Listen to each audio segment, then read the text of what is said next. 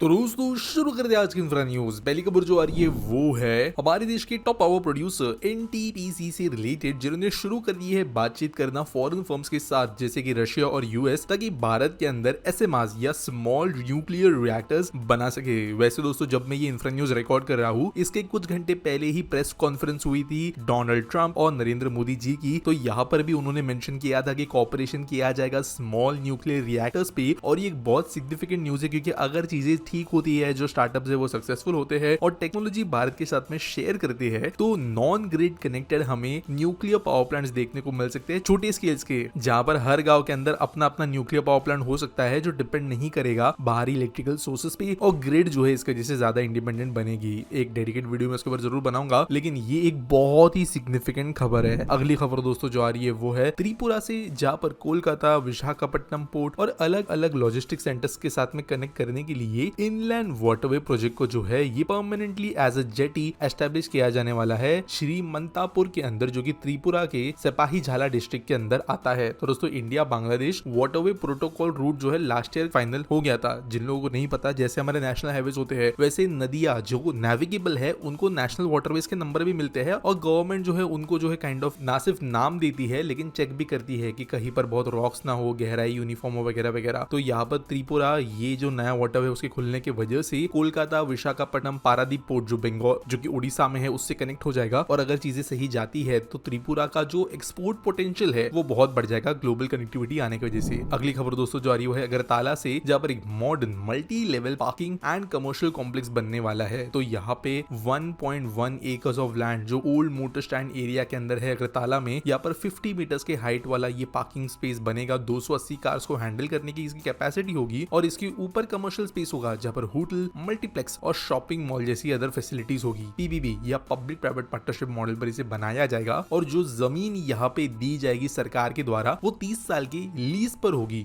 200 करोड़ की इन्वेस्टमेंट इसके लिए स्टेट गवर्नमेंट करेगा आने वाले 3 साल में। अगली खबर दोस्तों जो आ रही है वो है हमारे Gaganyaan human space flight mission से रिलेटेड, जहां पर गवर्नमेंट ने 201.93 बिलियन रुपीस से इसका बजट बढ़ाया है। और डॉलर टर्म्स में बात करें तो 2.32 बिलियन डॉलर्स का बजट अब यहाँ पे बढ़ा के मिला है। तो दोस्तों अभी ये जो मिशन है ये ऐसा नहीं है कि रॉकेट बनाया, कैप्सूल बनाया और लोगों को ऊपर भेज दिया। पूरे के पूरे सिस्टम्स को ग्राउंड अप हमें डिजाइन करना है। रिसेंटली जो कम्युनिकेशन के लिए सिस्टम्स बनने हैं उसकी भी टेस्टिंग वगैरह हुई थी। और अभी यहाँ पर हमें चाहे वो क्रू ट्रेनिंग हो, मल्टीपल पायलट प्रोजेक्ट्स हो, या जो डेमोन्स्टर एयरक्राफ्ट होते हैं उनका फ्लाइट लेना हो, ये सब चीजें बाकी है। कैप्सूल जो है उसको स्पेस में टेस्ट करना, उसका रिटर्न टेस्ट करना, ये सब चीजें भी है। स्प्लैश डाउन वगैरह होगा वो टेस्ट करना है। तो ऐसी कई चीजें जो है इंडिया अचीव करेगा या तो कर चुका है, लेकिन इसके लिए जरूरी है कि ज्यादा से ज्यादा पैसा मिले। और इसके लिए गवर्नमेंट ने ना सिर्फ अभी ऐसा बढ़ाया है, लेकिन रशिया, चाइना और यूएस के बाद में भारत अब 4th देश बनने की रेस में है human space flight capable countries के। अगली खबर दोस्तों आ रही है अडानी ग्रुप से, जो कि एक बिग इन्वेस्टमेंट कर रहे हैं इन एम्यूनिशन, और ये उनके रिजल्ट्स में भी दिख रहा है। तो कंपनी ने सिक्योर किया है एक मल्टी ईयर एक्सपोर्ट ऑर्डर, जहां पर ये प्लान करते हैं कि इनकी कैपेसिटी जो है प्रोडक्शन की वो 300 मिलियन राउंड्स पर ईयर तक जाए। करेंटली 150 राउंड्स जो है ये बना रहे हैं स्मॉल्स आर्म्स अम्यूनिशन की, और ऑब्वियसली डबल कैपेसिटी है। इन्होंने ये भी कहा है कि इनकी एक्सपोर्ट बुकिंग्स जो है वो 145 mm आर्टिलरी शेल्स के लिए बढ़ गई है। और इनिशियली इन्होंने लार्ज कैलिबर प्लांट सेटअप किया था, जहां पर 150,000 rounds of 155 mm ammunition per year की कैपेसिटी होगी, लेकिन ऑब्वियसली इसे बढ़ने वाला है। इन्होंने ये भी कहा है कि उनको रेगुलर इंक्वायरीज मिल रही है। रशिया यूक्रेन कॉन्फ्लिक्ट है, देश के बाहर दूसरी लड़ाई अभी चल रही है, आर्टिलरी शेल्स की डिमांड है, और इसको देखते हुए ये अपना प्रोडक्शन बढ़ा रहे हैं। अगली खबर दोस्तों जो आ रही है वो चेन्नई मेट्रो रेल लिमिटेड से, जो कि प्लान कर रहे हैं to construct a double decker flyover in collaboration with state highways from गुलविंस to Le Meridien hotel on the stretch of 3 kilometres. तो बेसिकली ये एक मेट्रो का ही वायाडक्ट होने वाला था, लेकिन ये स्ट्रेच जो है यहाँ पर एक फ्लाईओवर की भी जरूरत है। देश के कई शहरों के अंदर भी double decker metro plus flyover का कॉन्सेप्ट बहुत जगह पे देखा गया है। तो similarly Chennai metro rail corporation भी करना चाहती है। ऑब्वियसली स्टेट गवर्नमेंट अगर इसमें पैसा लगाए हाईवे का, तो जो है उनके लिए भी फीजिबल होगा। वो खुद से तो फ्री में रोड बनाएंगे नहीं। तो इसके ऊपर अब डिस्कशंस हो गए हैं और होपफुली ये बनेगा। अगली खबर दोस्तों जो आ रही है नई दिल्ली के द्वारका से, जो कि जल्दी देश के कैपिटल का ज्वेल या जो मेन सेंटर अट्रैक्शन पॉइंट है वो बन सकता है। जहां पर दिल्ली डेवलपमेंट अथॉरिटी प्लान कर रही है कि इसके यहाँ पे एक गोल्ड सूक बनाए और एक अपस्केल रिटेल स्पेस बनाए, जो कि स्पेशलाइज करेगा इन गोल्ड ट्रेड। तो दोस्तों देश के अंदर की अगर हम गोल्ड ट्रेडिंग की बात करें मेनली, तो वो बुलियंस के अंदर होती है, जैसे मुंबई का जवेरी बाजार हो गया, गुजरात के कुछ मार्केट्स वगैरह हो गए। लेकिन सूक अगर आपने शब्द सुना होगा तो ये दुबई के अंदर का एक फेमस मार्केट है जहाँ पर गोल्ड बहुत ही अच्छे लेवल पे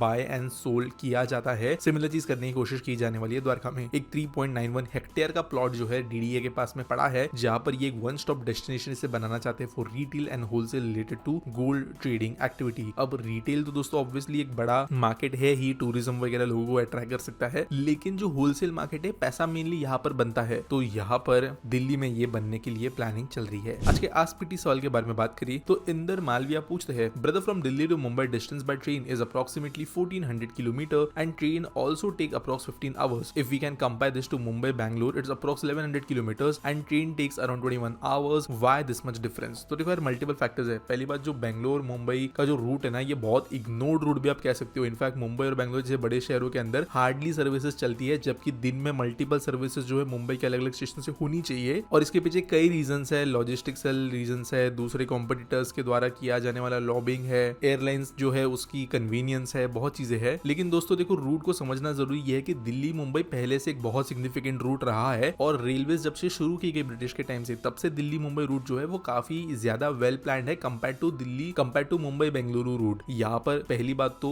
बहुत सेक्शंस में आपको मोर देन 2 ट्रैक्स देखने मिलेंगे। मतलब सिर्फ ऐसा नहीं अप डाउन सेक्शन है, कई सेक्शंस में क्वाड्रुपल्ड सेक्शंस है, और कुछ जगह पे तो जो उससे भी ज्यादा बड़े सेक्शंस है। अगर हम बात करें एमपी से लेके दिल्ली तक के कुछ रूट्स की, तो वो बहुत ज्यादा हाई स्पीड रूट है। 160 की परमिसेबल स्पीड से भी ट्रेन वहां पे चलाई जाती थी। इसके अलावा कई इंपॉर्टेंट शहर रास्ते में पड़ते हैं, जिनकी वजह से यहाँ पे ट्रैवलिंग हमेशा से प्रीमियम लेवल पे भी ज्यादा रहा है। जैसे मुंबई अहमदाबाद के अंदर आज भी बहुत ज्यादा हाई लेवल का ट्रैवलिंग होता है। उसके बाद में अहमदाबाद से अगर हम बात करें, एमपी साइड से भी अगर कोई रूट में जाता भी है, भोपाल वगैरह साइड के रूट से, तो वो भी एक सिग्निफिकेंटली ट्रैवल रूट है। यूपी साइड जाने वाली बहुत ट्रेन जो है वो दिल्ली मुंबई के आधे से ज्यादा रूट को सेम फॉलो करती है, तो वहां पे भी क्राउड ज्यादा होने की वजह से रेलवे पहले से इसके ऊपर ज्यादा मेहनत करता रहा है। बेंगलुरु 1990s के बाद में डेवलप हुआ। एट द सेम टाइम यहाँ पर बहुत जगह पे क्वाड्रुपल ट्रैक्स वगैरह नहीं है। अगर आप पुणे रूट से भी जाओ तो बोरघाट जैसे कई सेक्शन है, आगे भी घाट सेक्शन है। कोंकण रेलवे के रूट से भी अगर कोई ट्रेन जाती भी है तो ऑब्वियसली कोंकण रेलवे बहुत जगह पे सिंगल लाइन है, बॉटल नेक्ड है। तो ऐसे बहुत चीजें जो है बेंगलोर के अंदर जाने वाले ट्रेन के स्पीड को बहुत कम कर देते हैं। और क्योंकि ट्रेन कम है तो वहां पर हाई क्लास या जो कहे तो बहुत कम स्टॉप्स वाली सुपरफास्ट ट्रेन चलाना भी मुश्किल है, क्योंकि रूट को सर्व भी करना है अलग अलग जगह पे रुके हुए लोगों के लिए, स्टेशन पर रुके हुए लोगों के लिए। तो ये रीजंस है, लेकिन ये बहुत बड़ा ऐसा इशू नहीं है जो गवर्नमेंट सॉल्व नहीं कर सकती, इसको सॉल्व किया जा सकता है। उम्मीद करता हूँ आपको वीडियो अच्छी लगी होगी। अगर आपके पास में कोई न्यूज सबमिट करने के लिए है तो आपको डिस्क्रिप्शन में एक लिंक मिल जाएगी। बाकी वीडियो अच्छा लगा होगा तो लाइक करना, शेयर करना व्हाट्सएप पे अपने दोस्तों के साथ, और मिलेंगे अगले वीडियो में।